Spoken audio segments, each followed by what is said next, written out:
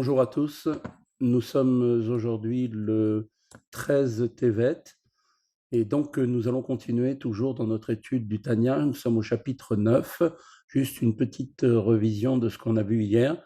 Donc on avait vu dans le chapitre, dans les précédents chapitres, que l'Admorazaken avait expliqué que chaque juif possédait deux âmes, l'âme divine et l'âme animale. Dans le chapitre 9 que nous avons commencé, eh bien, il a été développé dans quel endroit siège chacune d'elles et quelles sont leurs ambitions. Et il nous en a révélé l'endroit de leurs sièges respectifs. L'Admoisaken nous avait dit donc, nous avait aidé à comprendre leur nature et leurs caractéristiques. Le cœur de l'homme, comme on l'a vu, se subdivise en deux ventricules, le côté gauche qui est rempli du sang et le droit qui contient donc l'oxygène. L'âme animale se situe, elle, dans la partie gauche du cœur. Ainsi, toutes les émotions négatives telles que la colère, la vantardise, le désir, les désirs ou autres proviennent de notre cœur pour ensuite se diffuser dans tout le reste du corps jusqu'au cerveau qui va être utilisé au service du cœur pour obtenir ce dont elle désire, cette âme animale.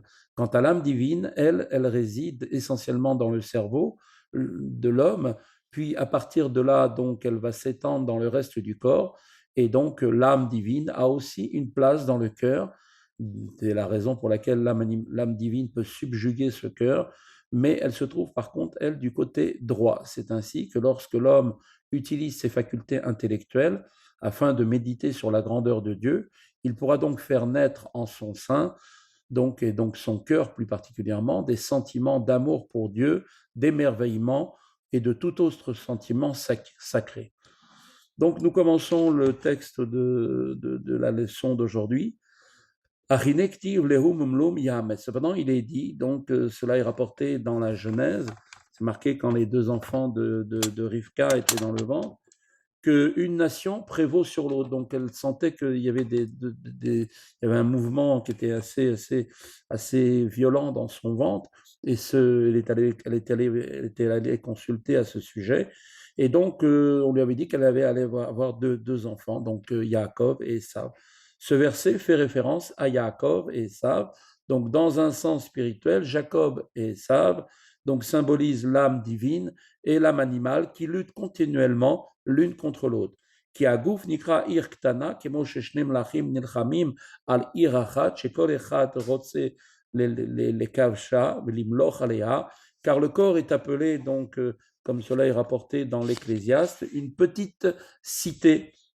Et à l'image donc de deux rois qui se font la guerre pour obtenir le contrôle de cette cité, chacun va désirer la conquérir, gouverner même contre le gré de sa population et finalement régner sur elle avec son consentement. דהיינו להנהיג יושביה כרצונו ושיהיו שרים למשמעותו בכל אשר יגזור עליהם, c'est-à-dire en fait l'un comme l'autre veut faire en sorte que ses habitants, les habitants de cette ville qui est donc le corps, ici l'image de la ville est donc le corps, que chacun des habitants, c'est-à-dire chacun des membres, va agir selon sa volonté et qu'ils lui obéissent dans tout ce qu'il décrète à leur égard. car שתי הנפשות אלוקית וחיונית הבהמית שבקליפת נלחמות זו עם זו עם הגוף על איבריו, et ainsi donc de même l'âme divine et l'âme vitale, animale, issue de la clipa, et qui est pour cette raison l'antithèse même de l'âme divine, mènent un combat l'une contre l'autre pour le corps et tous ses membres, le corps étant comparable, comme on vient de le dire, à la cité et les membres à ses habitants.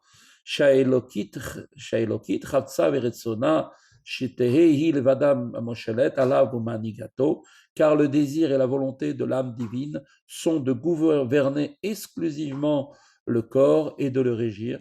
וכל איברים יהיו שרים למשמעתה ובטלים אצלה לגמרי, et de faire en sorte que tous les membres lui obéissent, se conforment effectivement à ses ordres, et plus encore, lui soient totalement subordonnés, c'est-à-dire qu'au-delà de leur obéissance effective, eh bien, leur volonté soit également soumise à la sienne.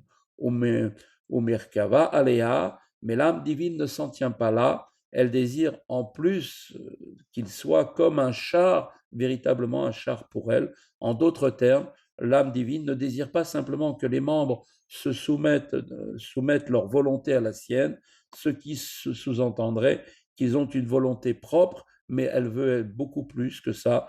L'âme divine souhaite qu'il soit totalement soumis. Son désir est plutôt que ceci n'ait plus de volonté indépendante, comme à l'image d'un chat qui n'a pas de volonté propre et qui n'est que l'instrument de son conducteur. ויהיו לבוש ל10 בחינותיה ושלוש לבושיה הנזכרים לעיל, שיתלבשו כולם באיברי הגוף, et l'âme souhaite qu'il soit un vêtement pour les 10 facultés de l'âme divine et de ces 3 vêtements mentionnés précédemment, donc la pensée, parole et action, comme on l'avait vu dans le chapitre 3 et 4 du Tanya, de sorte que tous ces membres se revêtent, donc que ces 10 forces et ces 3 vêtements se revêtent des membres du corps. Veillez aguf kulo male mehem levadam, et que le corps tout entier soit empli d'eux, des facultés et des vêtements de l'âme divine uniquement. Donc on voit ici que la soumission du corps à l'âme divine pourrait ne pas exclure une soumission ponctuelle à l'âme animale. C'est pourquoi donc Rabbi Shneur Zalman ajoute la phrase « le corps entier soit empli d'eux uniquement ». Il souligne ainsi la volonté de l'âme divine d'avoir la direction exclusive et permanente du corps comme l'instrument d'expression, sans laisser donc de place pour les facultés et les vêtements de l'âme animale. Et qu'elle ne soit traversée par aucun de ces vêtements, donc ces 10 forces et ces vêtements ne soient traversés par aucun élément étranger, à Dieu ne plaise, en d'autres termes, que l'âme animale n'exerce aucune influence sur le corps. Donc toutes ces expressions sont une description générale du désir de l'âme divine d'emplir le corps tout entier. Rabbi Shneur Zalman va donc s'intéresser aux détails de cette soumission et il va s'agir en d'autres termes maintenant pour nous d'identifier les membres particuliers qui permettent l'expression de chaque faculté ou vêtement de l'âme divine. Dainu tlat mochin b'sheberosh yiyu melubashim bechabad shebenefesh elokit. Tout de suite, Admozaken nous dit, c'est-à-dire plus précisément, l'âme divine désire que les 3 cerveaux, les 3 régions du cerveau qui correspondent aux 3 facultés intellectuelles, Chabad, Chochma, Bina, Da'at. D'ailleurs, c'est ainsi notre cerveau est composé de 3 parties, droite, gauche et arrière, eh bien, soit empli totalement des facultés de Chabad, de l'âme divine, Shei Chochmat Hashem ou Binato, qui sont donc la Chochma, la perception, la Chochma et la compréhension Bina de Dieu.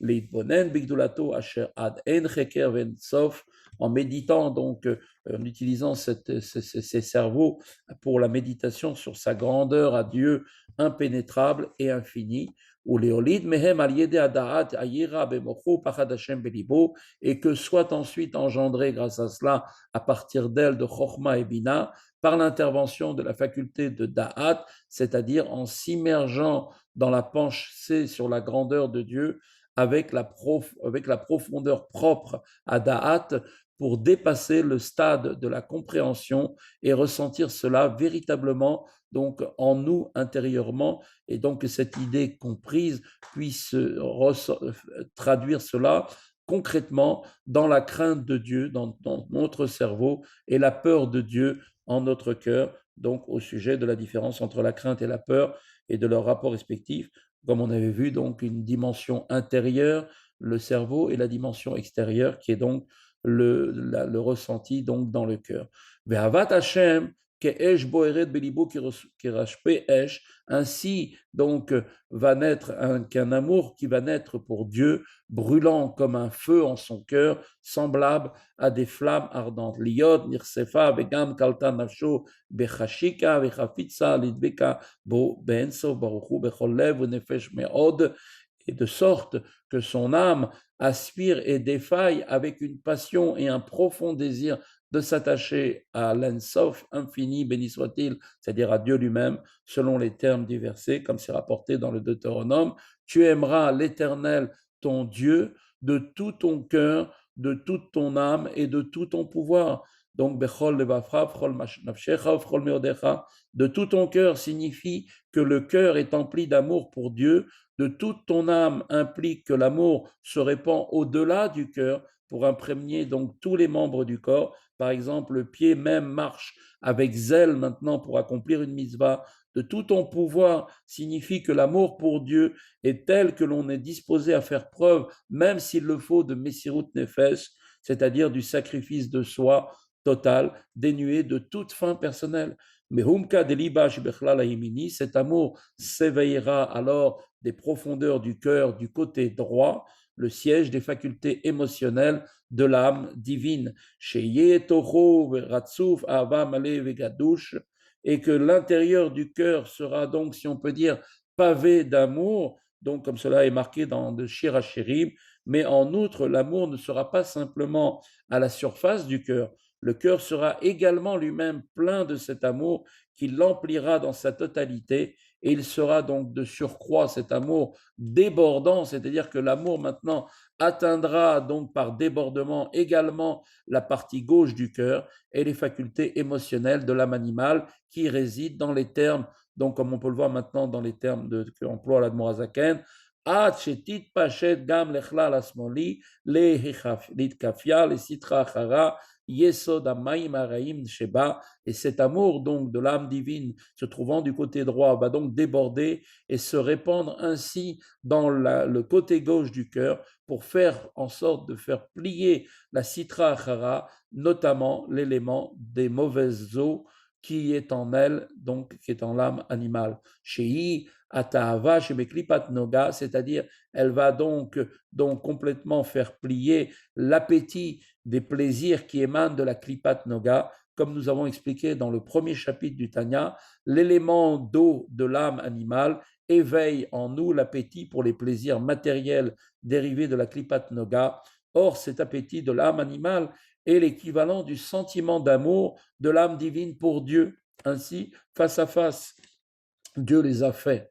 Les Shanota ou les Chafra, Mitanuge Olamazé, les Avat Hashem, et donc le sentiment d'amour intense de l'âme divine pour Dieu aura donc pour effet, ni plus ni moins, de le changer et de le transformer, cet appétit qu'a l'âme animale pour les plaisirs de ce monde, et donc va donc transformer donc d'un appétit pour les plaisirs matériels en un amour pour Dieu uniquement. Moshe Katouf, comme il est marqué dans le verset, ainsi qu'il est dit, tu aimeras l'Éternel ton Dieu, bechol levavcha, c'est-à-dire tu aimeras de tout ton cœur. Nos Chachamim interprètent, donc comme on voit dans la Gemara Brachot, d'Av 54a, en se fondant sur l'usage de la forme. En fait, il y a une dualité dans le mot levavcha, au lieu de libecha, qui donne en fait le sens explicite de tout. En fait, pourquoi y a-t-il deux bêtes? On aurait pu marquer avec un seul bête. Pourquoi c'est marqué les Bechol et Vafra avec deux bêtes? Pour nous apprendre que tu dois aimer Dieu de tous tes cœurs au pluriel.